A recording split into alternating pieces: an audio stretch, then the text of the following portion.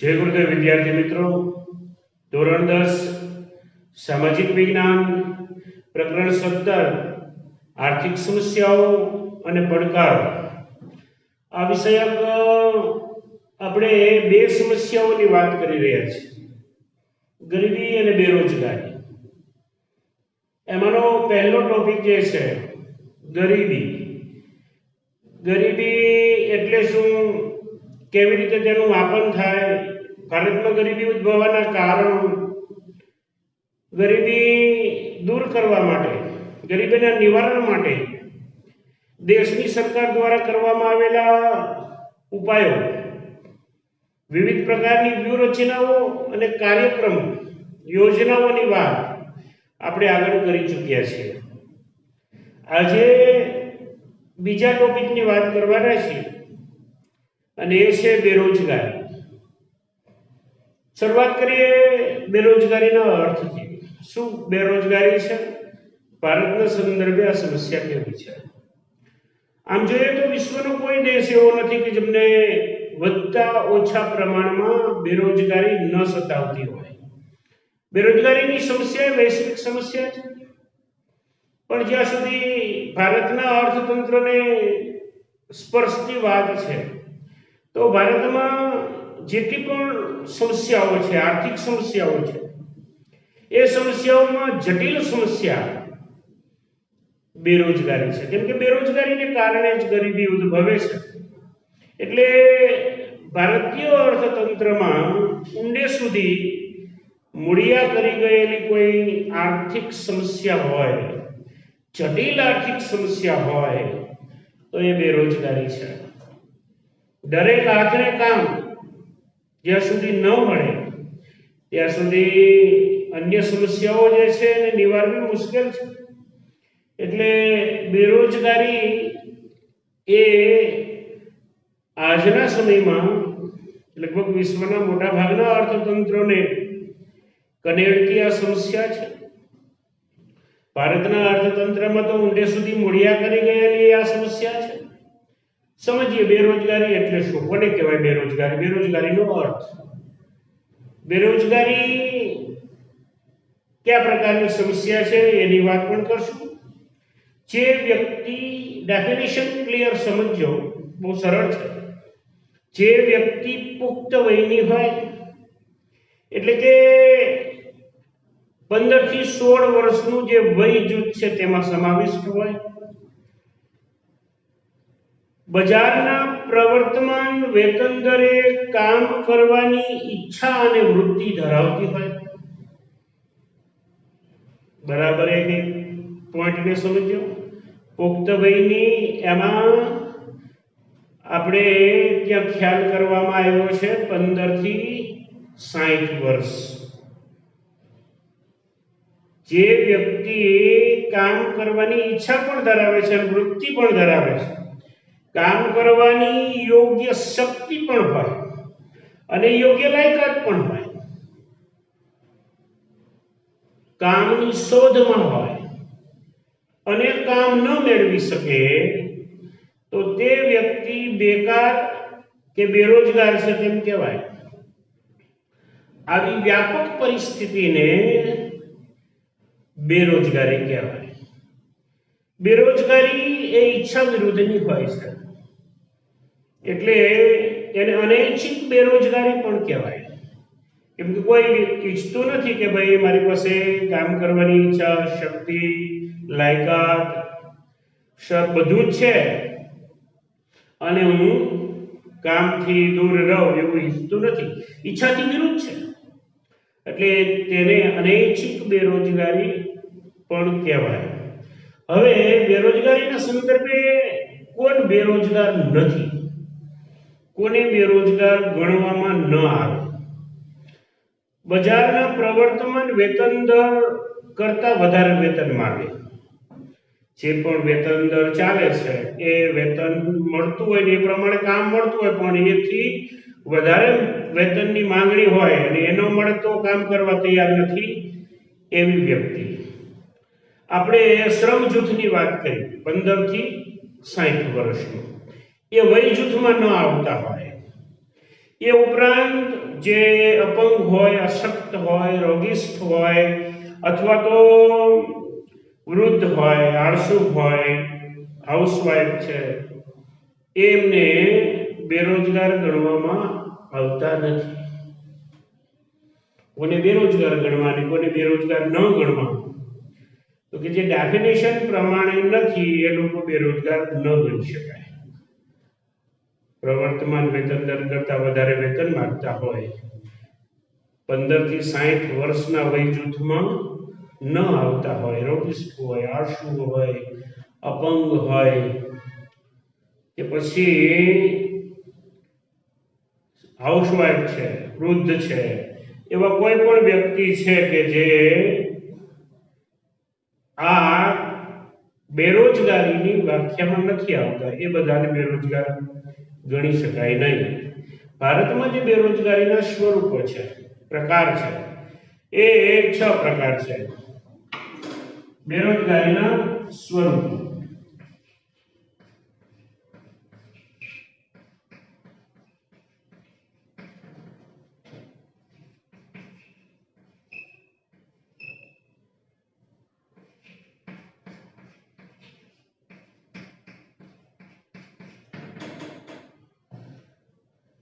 આપણા દેશમાં બેરોજગારી વિવિધ સ્વરૂપે જોવા મળે છે. 6 સ્વરૂપની વાત કરીએ તો પહેલું સ્વરૂપ છે ઋતુગત મોસમી બેરોજગારી કહેવાય.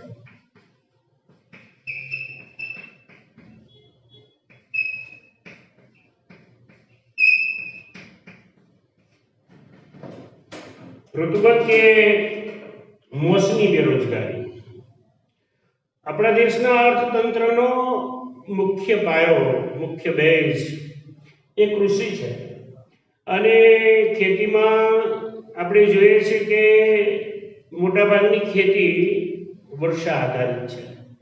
વરસાદની અનિયમિતતા અને અનિશ્ચિતતાને કારણે ઘણી વખત કૃષિ ક્ષેત્રમાં પાક નિષ્ફળ જવાની ભીતિ, કામ ઓછું મળે, સાથે સાથે સિંચાઈની પૂરતી સુવિધા નથી.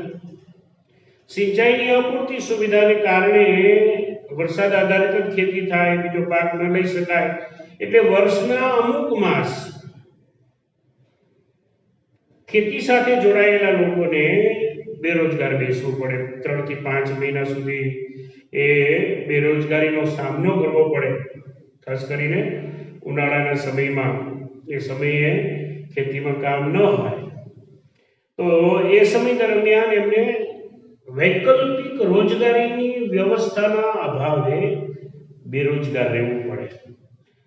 અને એનું કારણ છે ઋતુગત પરિસ્થિતિ. એટલે આ પ્રકારની બેરોજગારીને ઋતુગત બેરોજગારી કે મોસમી બેરોજગારી કહેવાય. પ્રકાર નંબર 2. બીજું જે સ્વરૂપ છે એ બીજું સ્વરૂપ છે ઘર્ષણજન્ય બેરોજગારી.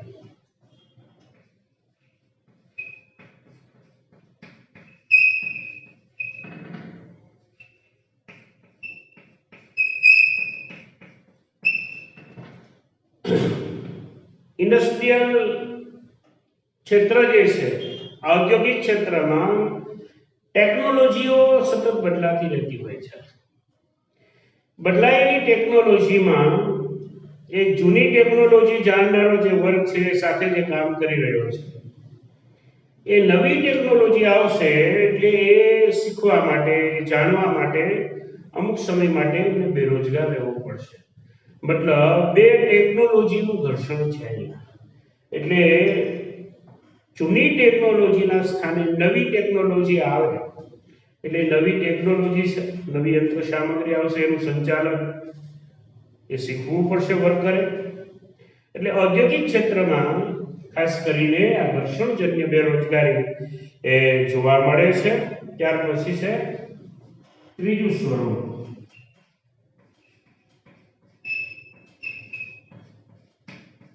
માળખાગત બેરોજગારી। ભારતનું જે સામાજિક માળખું છે એ રૂઢિગત અને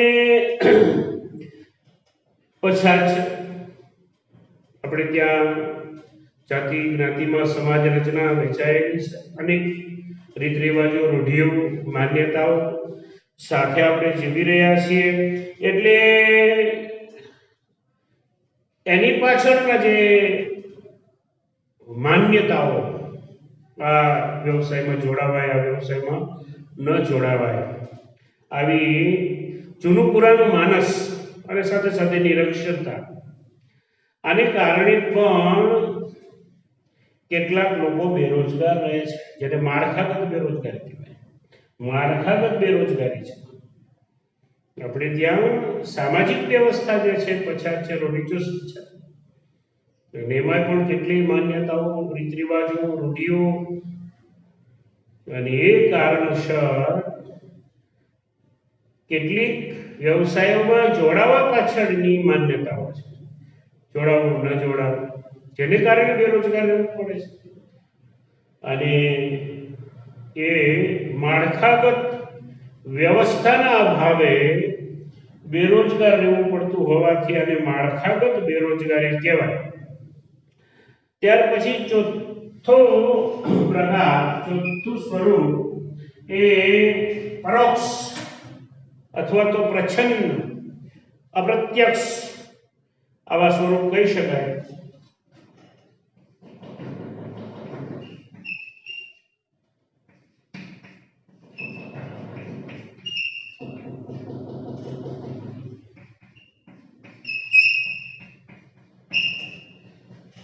પ્રચ્છન્ન, પરોક્ષ કે પછી છુપી, અપ્રત્યક્ષ આવા શબ્દો વાપરી શકાય। બેરોજગારી જે છે, એક સાદું દ્રષ્ટાંત આપીએ, કોઈ એક કામમાં 15 વ્યક્તિ રોકાયેલા છે અને 15 વ્યક્તિ મળીને એ કામ 10 દિવસમાં પૂરું કરે, પછીથી તેમાંથી 5 વ્યક્તિ હટાવી દેવામાં આવે, એ જ કામ એટલા જ સમયમાં એટલી જ ગુણવત્તાવાળું થઈ જતું હોય, તો એનો મતલબ એવો થયો કે જે 5 વ્યક્તિ ત્યાંથી હટાવવામાં આવ્યા એ છુપી રીતે એ કામમાં બેરોજગાર જ હતા। મૂળ વાત એ છે કે આપણા દેશમાં ખેતી એક એવો વ્યવસાય છે કે જેમાં પ્રચ્છન્ન બેરોજગારીની માત્રા વધારે છે। ઘણા વ્યવસાયો છે, પણ કૃષિ એક એવો વ્યવસાય છે જેમાં પ્રચ્છન્ન બેરોજગારી વધુ પ્રવર્તે છે। કોઈ પણ ઉત્પાદન ક્ષેત્ર હોય, ઉત્પાદન ક્ષેત્રમાં જે લોકો કામે લગાડ્યા હોય એમાંથી અમુક લોકોને હટાવી લેવામાં આવે, છતાં ઉત્પાદનમાં કંઈ ફેર ન પડે। જે સમયે ઉત્પાદન થતું હોય એ સમયે થઈ જાય, ઉત્પાદનમાં ક્વોન્ટિટી કે ક્વોલિટી કંઈ ફેર ન પડે, તો એનો મતલબ એ થાય કે જે હટાવવામાં આવ્યા છે એ હટાવવામાં આવેલા વ્યક્તિઓ ત્યાં પ્રચ્છન્ન બેરોજગાર હતા, છુપા બેરોજગાર હતા, અપ્રત્યક્ષ બેરોજગાર હતા, પરોક્ષ બેરોજગાર હતા। તો આ પ્રકારની બેરોજગારી પણ આપણા અર્થતંત્રમાં વિશેષતઃ જોવા મળે છે। પાંચમું પ્રકાર છે, પાંચમું સ્વરૂપ ઔદ્યોગિક બેરોજગારી।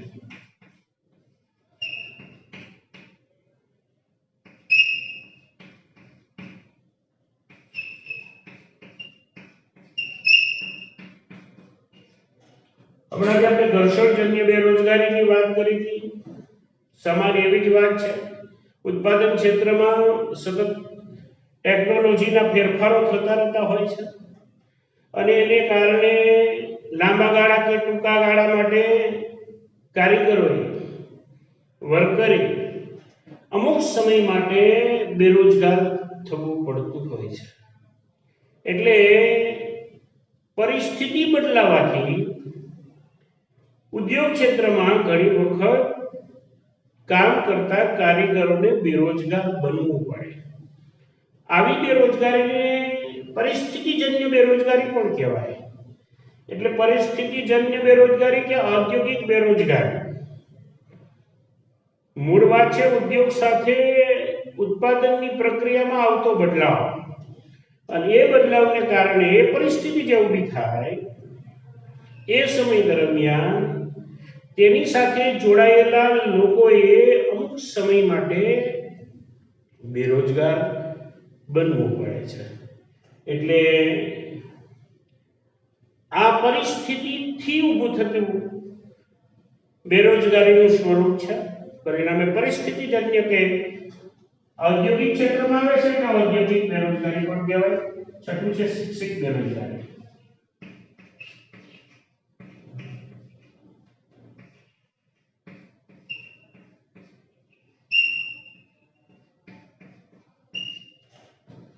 શિક્ષિત બેરોજગાર કોને કહેવો તો એના માટે નક્કી કરવામાં આવ્યું છે કે ઓછામાં ઓછું માધ્યમિક શિક્ષણ જેને પ્રાપ્ત કર્યું હોય અને જો એ બેરોજગાર હોય, જે વ્યક્તિ કે જેને ઓછામાં ઓછું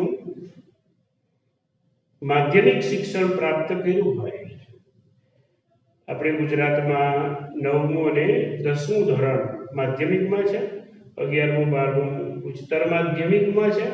નવી એજ્યુકેશન પોલિસી આવી રહી છે ત્યારે સ્ટ્રક્ચર બદલાશે, પણ અત્યારે તમે જ્યારે અભ્યાસ કરી રહ્યા છો એના સંદર્ભે વાત કરીએ તો ઓછામાં ઓછું 9મું 10મું ધોરણ અભ્યાસ કરેલો વ્યક્તિ અને એ બેરોજગાર હોય તો એને શિક્ષિત બેરોજગાર કહેવાય.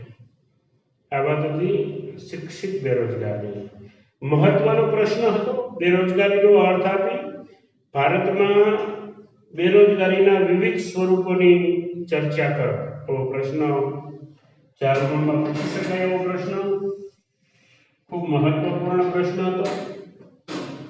હવે બીજી મહત્વનો જેવો જ પ્રશ્ન છે અને એ છે બેરોજગારીનો અર્થ આપી ભારતમાં બેરોજગારીનું પ્રમાણ જણાવો, એવી રીતે પૂછી શકે. એટલે ભારતમાં બેરોજગારીનું પ્રમાણ નીચેનો ટોપિક છે.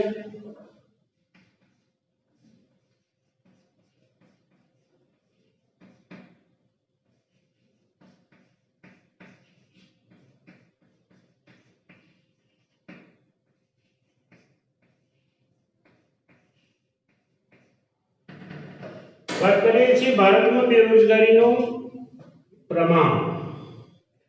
તો બેરોજગારીની સ્થિતિ દરેક રાજ્યમાં એક સરખી નથી.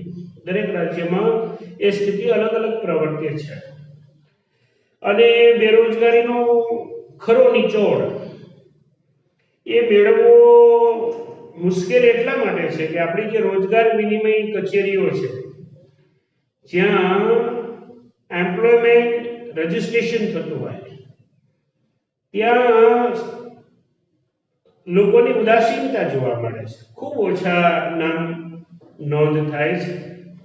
એટલે સચોટ ખ્યાલ દરેક રાજ્યમાં કયા પ્રકારની બેરોજગારી છે, કેટલા પ્રમાણમાં બેરોજગારી છે, એ નિષ્કર્ષ કાઢવો મુશ્કેલ છે.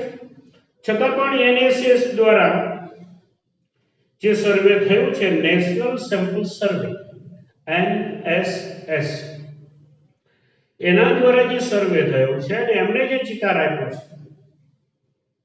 થોડું ધ્યાનપૂર્વક અભ્યાસ કરજો. આંકડાકીય માહિતી છે. આમના દ્વારા જે ચિતાર આપવામાં આવ્યો છે, એમને જે આંકડાકીય માહિતીઓ આપી છે એ પ્રમાણે જોઈએ તો દેશમાં બેરોજગારીનું જે સ્વરૂપ છે એ છેલ્લી વસ્તી ગણતરી 2011ની એ અનુસંધાને દેશમાં બેરોજગારીની માત્રા હતી 116 મિલિયન.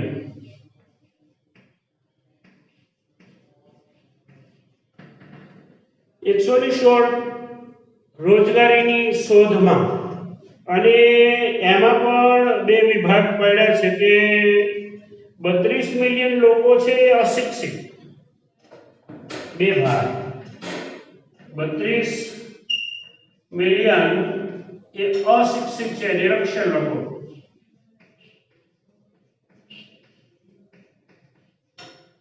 જ્યારે 84 મિલિયન એ શિક્ષિત બેરોજગાર હતા. આમ જોઈએ તો નિરક્ષરોની સાપેક્ષ શિક્ષિતો વધુ કામની શોધમાં છે. કઈક પ્રશ્નો પણ છે. આગળ આપણે વાત કરી હતી સ્વરૂપોમાં કેટલાક પ્રશ્નો સતાવે છે. એટલે શિક્ષિતો કોઈ પણ કામ કરવા ઝડપથી તૈયાર થતા નથી. વ્હાઇટ કોલર જોબની શોધમાં એ બેરોજગાર રહી જાય છે. અહીંયા એક મહત્વપૂર્ણ વાત એ કરી છે 15 થી 24 વર્ષ વય જૂથ, 15 થી 24 વર્ષની વય જૂથના 4.70 કરોડ શિક્ષિતો જે રોજગારીની શોધમાં હતા, લોકો બેકાર છે. આ બેરોજગારીનું બહુ મોટું સ્વરૂપ ગણી શકાય.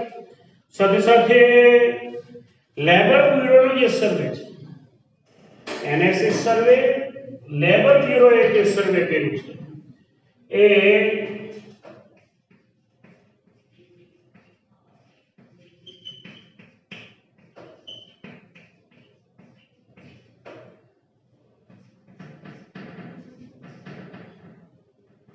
NSS લેબર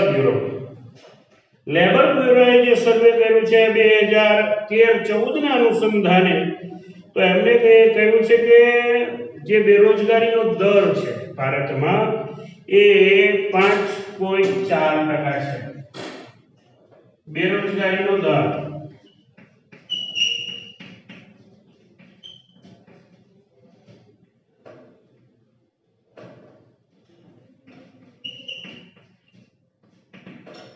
5.4% જેવો બેરોજગારીનો દર છે. અને એ અનુસંધાને ગુજરાતની વાત કરીએ, ભારતની વાત કરીએ તો ગુજરાતમાં એ દર 1000 વ્યક્તિએ 12, એટલે કે 1.2% જેટલો. એ સ્થિતિમાં દેશની અનુસંધાને આપણી સ્થિતિ સારી છે. તો 2009-10 ના અનુસંધાને દર 1000 શહેરી વિસ્તારમાં 34 વ્યક્તિઓ, એટલે કે 3.4 રોજગારીની શોધમાં હતા. એની સરખામણીએ ગ્રામીણ વિસ્તારમાં દર 1000 વ્યક્તિએ 16, એટલે કે 1.6 એ રોજગારીની શોધમાં હતા. મતલબ ગ્રામીણ ક્ષેત્રની સરખામણીએ શહેરી ક્ષેત્રમાં શિક્ષિત બેરોજગારો છે એનું પ્રમાણ વધારે જોવા મળી રહ્યું છે.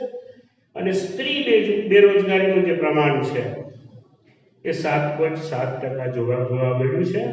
આમ બેરોજગારી એ ભારતીય અર્થતંત્રની સૌથી કનેડતી એક સમસ્યા છે. આપણા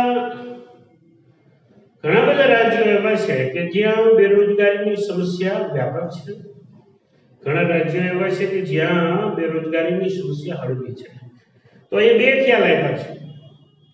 કેટલાક એવા રાજ્ય છે કે જ્યાં બેરોજગારીની સમસ્યા વિશેષ છે, અને જે વિશેષ છે એવા રાજ્ય છે સિક્કિમ, પશ્ચિમ બંગાળ, ઉત્તર પ્રદેશ, છત્તીસગઢ, જમ્મુ કાશ્મીર, ત્રિપુરા. આ રાજ્યો એવા છે કે જ્યાં બેરોજગારી વધુ પ્રમાણમાં છે, વ્યાપક છે. દેશના કેટલાક રાજ્યો એવા છે કે જ્યાં બેરોજગારીની માત્રા ઓછી છે, એવા હિમાચલ પ્રદેશ, હરિયાણા, કર્ણાટક, ચંદીગઢ, ગુજરાત, કે જ્યાં બેરોજગારીનું પ્રમાણ ઓછું છે. અને ગુજરાતની સ્થિતિ બેરોજગારી દૂર કરવાના ક્ષેત્રે અન્ય રાજ્યોની સાપેક્ષ ઘણી સારી અને નોંધનીય પરિસ્થિતિ છે. અન્ય રાજ્યોની સાપેક્ષ આપણે જોઈએ છીએ કે ઘણા બધા રાજ્યોમાંથી રોજગારી માટે ગુજરાતમાં લોકો આવે છે. ચાહે કૃષિ ક્ષેત્ર હોય, ઔદ્યોગિક ક્ષેત્ર હોય, એટલે ગુજરાત રોજગારી પૂરું પાડનારું રાજ્ય છે. ઠીક છે કે ઉચ્ચ રોજગારી માટે વધુ સારા સ્કોપ માટે ગુજરાતીઓ અન્ય રાજ્ય કે અન્ય દેશોમાં પણ જાય છે. તો ગુજરાત આમ જોઈએ તો એકંદરે દેશની જે રોજગારીની સ્થિતિ છે એમાં સારી સ્થિતિ ધરાવે છે. એક અંદાજ પ્રમાણે જે વધુ શૈક્ષણિક લાયકાત ધરાવતા હોય, હાઈ ક્વોલિફાઈડ જે છે, એવા 15% યુવાનો છે. વિશ્વની જે કુલ વસ્તી છે, યુવા વસ્તી, એના 66% જે 35 વર્ષની અંદરની ઉંમરના છે અને ભારતમાં છે. એનો મતલબ એ થયો કે આજે દુનિયામાં સૌથી વધુ યુવા વર્ગ ભારતીયો પાસે છે. ભારતને જગતની મહાસત્તા બનાવવી હોય તો સૌથી મોટું શસ્ત્ર યુવાનો છે. આ યુવાનોના હાથમાં કામ આપવું પડશે, રોજગાર આપવો પડશે. જો યુવાનોને સાચી દિશામાં સાચી તક મળે તો જગતમાં ભારતને એક મહાસત્તા તરીકે સ્થાપિત થવામાં બહુ મોટું કામ થઈ શકે એમ છે. પણ માત્ર સ્વપ્નવત નહીં, વાસ્તવિકતા એ પ્રવર્તવી જોઈએ. લોકોના દરેકના હાથમાં કામ પહોંચવું જોઈએ. ભારતનું બેરોજગારીનું જે સ્વરૂપ છે એને બદલવું પડશે અને દરેકના હાથમાં કામ જો મળીએ તો ભારતને વિશ્વનું એક શક્તિશાળી રાષ્ટ્ર, શક્તિશાળી અર્થતંત્ર એ બનાવવામાં અત્યારે સુવર્ણ તક છે. કેમ કે આજે ભારત જગતનો સૌથી યુવા દેશ છે. 66% યુવાનો, અડધાથી વધારે, જેની વય 35 વર્ષ કરતાં ઓછી હોય એવા ભારત પાસે છે. તો ભારતને એક શક્તિશાળી રાષ્ટ્ર બનાવી શકાય. કેટલીક બાબતો છે જે આપણે કનેડે છે, જે આપણી અર્થવ્યવસ્થા સામે એક મોટો પડકાર છે. અને એ પડકારોમાં સૌથી મહત્વનું હોય તે વસ્તી વૃદ્ધિ છે. કેમ કે જે વસ્તી વૃદ્ધિનો દર છે 1.93, 1.93ના દરે દેશની વસ્તી વધે છે. એટલે કે લગભગ દર વર્ષે 2 કરોડ ભારતીયો ઉમેરાઈ જાય છે. એ બધાના માટે કામ મળે એવી વ્યવસ્થા પણ થવું જોઈએ. કેમ કે આવનારા ભવિષ્યમાં એ બેરોજગારીમાં ઉમેરો કરશે. એટલે એમને માટે કામ મળી રહે એવી વ્યવસ્થા થવી જોઈએ. વસ્તી વધારો સૌથી મોટો પ્રશ્ન છે. દરેક સમસ્યાઓનું મૂળ વસ્તી વૃદ્ધિ છે. બીજું આપણે જે સૈદ્ધાંતિક જ્ઞાન છે, ક્લાસરૂમમાં બેસીને તમે ભણો છો અત્યારે જેમ હું તમને ભણાવી રહ્યો છું, આપણી જે જૂની શિક્ષણ પદ્ધતિ હતી એ પ્રાયોગિક હતી. જે તમે ભણવા માંગો છો એ પ્રયોગ દ્વારા સિદ્ધ કરી અને ભણો, અભ્યાસ કરો, પ્રેક્ટિકલ એજ્યુકેશન. તો સૈદ્ધાંતિક જ્ઞાનની જગ્યાએ પ્રાયોગિક જ્ઞાન અનિવાર્ય છે. તો પોપટીયું જ્ઞાન છે. એટલે સૈદ્ધાંતિક જ્ઞાનથી તો સારા કર્મચારી તૈયાર કરી શકાય. વહીવટની મદદનીશ અંગ્રેજોએ અપનાવેલ પોલિસીનું આ એક સ્વરૂપ છે કે જેમને સારા વહીવટકર્તાઓની આવશ્યકતા હતી, આ પ્રકારની શિક્ષણ પદ્ધતિ અપનાવી. અને આજે પણ આપણે આ જ પરંપરા સૈદ્ધાંતિક શિક્ષણ ચલાવીએ છીએ. ટેકનિકલ કૌશલ્યવર્ધક શિક્ષણની આવશ્યકતા છે. કૃષિ વ્યવસ્થાપન જે છે એમાં શિક્ષિતોનો રસ વધે. કૃષિ ક્ષેત્રમાં નિષ્ણાત બનીને કૃષિ કરવા માટે કોઈ તૈયાર નથી. એટલે એમનું માળખું પછાત રહ્યું છે. વૈકલ્પિક રોજગારી નથી. કૃષિ ક્ષેત્રમાં પણ આ મોટો પ્રશ્ન છે.